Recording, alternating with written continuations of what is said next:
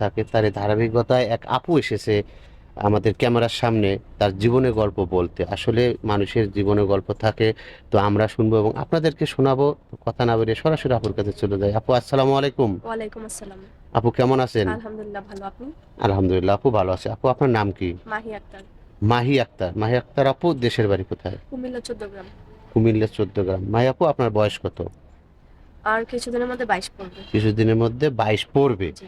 তো মাহি আপু আপনি লেখাপড়া কতটুকু করেছেন? ক্লাস 10 পর্যন্ত। আপনার বয়স কত? বয়স কিছুদিনের মধ্যে 22 22 পড়বে। পড়বে। জি। তো আসলে আমাদের এই ক্যামেরার সামনে কেন এসেছেন একবারে সত্য কথা বলবেন, কোনো ছলনা কোনো চিড়ের বাটপারি করবেন না। জি। এখানে আসা মূলত বিয়ের জন্য। বিয়ের জন্য? জি।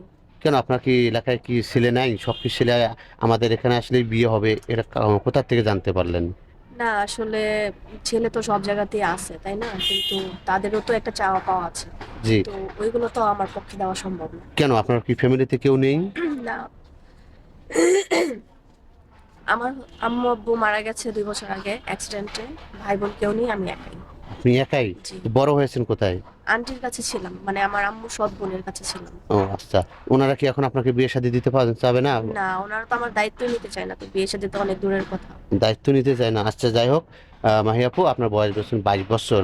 তো আপনি যাকে বিয়ে করবেন, যাকে লাইফ পার্টনার বানাবেন, তার বয়স কত হবে বা দেখতে কেমন হবে?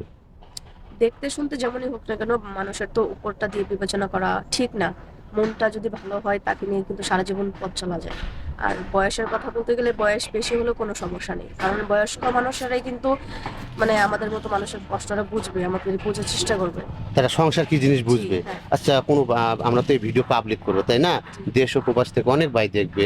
তো কারো দেখা যায় 30 35 বা 40 বা 50 এইরকম বয়স থাকতে পারে, জি বা জি। তার ওয়াইফ মারা গেছে বা চলে গেছে, কারো পরকীয়া করে, এবং কি তার একটা বাচ্চাও থাকতে পারে, জি। তখন তখনও কোনো সমস্যা নেই, মেনে তার নেবেন? বাচ্চা, জি অবশ্যই তার বাচ্চাকে নিজের সন্তানের মতো আমি লালন পালন করবো। কোনো ছলনা না, কোনো ওই ইনশাল্লাহ। সৎ মায়ের মতো আচরণ না করবেন না, না? কখনোই না। হ্যাঁ। কখনোই না। আচ্ছা ঠিক আছে মাহি আপু, আপনার এই দুঃখে কষ্টের কথা শুনে কেউ যদি যোগাযোগ করতে চায়, কিভাবে যোগাযোগ করবে? আপনাদের মাধ্যমে। কারণ আপনার ফোন চালান না আপনি? না, আমার নিজস্ব কোনো ফোন নেই। এত ভয়াবহ অবস্থায় আছেন আপনি। জি। সুপ্রিয় দর্শক, আসলে মাহি আপু সুন্দর একটা কথা বলেছে, কারণ ওনার কোনো পার্সোনাল নাম্বার নেই বা ফোন নেই, আর্থিক অবস্থা একেবারেই খারাপ। তো যাই হোক, মাহি আপুকে কেউ যদি কথা বলতে চান, ওনার সঙ্গে সরাসরি কথা বলতে চান এবং যোগাযোগ করতে চান, তাহলে এই মুহূর্তে ডিসপ্লেতে একটা নাম্বার দেখা যাচ্ছে, এই নাম্বারটা ইউটিউব চ্যানেল কর্তৃপক্ষের। এই নাম্বারে ইমো হোয়াটসঅ্যাপ খোলা আছে, আপনারা অবশ্যই মাহি আপুর একটা স্ক্রিনশট মেরে পাঠিয়ে দেবেন, আমরা যোগাযোগ করে দেওয়ার চেষ্টা করবো। মাহি আপু আপনি তো মুসলিম তাই না আপু? জি। নামাজ কালাম পড়া হয়? ইনশাল্লাহ। কোনো ভাই যদি আপনাকে বিয়ে করে নামাজ কালাম পড়তে পারে, পর্দা করতে বলে, আপনি করবেন? অবশ্যই ইনশাল্লাহ, সেটা তো আমার জন্য আরো সৌভাগ্য।